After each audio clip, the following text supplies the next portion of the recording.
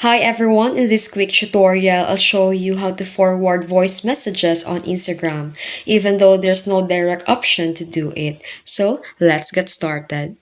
First, open the Instagram app on your phone. Tap the messenger or DM icon at the top right to open your inbox. Select the chat that contains the voice message you want to forward. Since the Instagram doesn't allow a direct forwarding, here's a simple trick. Go to Quick Settings and enable your screen recording.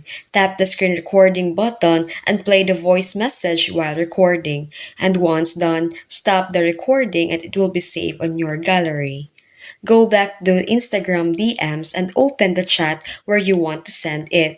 Then tap the camera icon at the bottom. Click on the gallery icon and select the recorded file and hit send.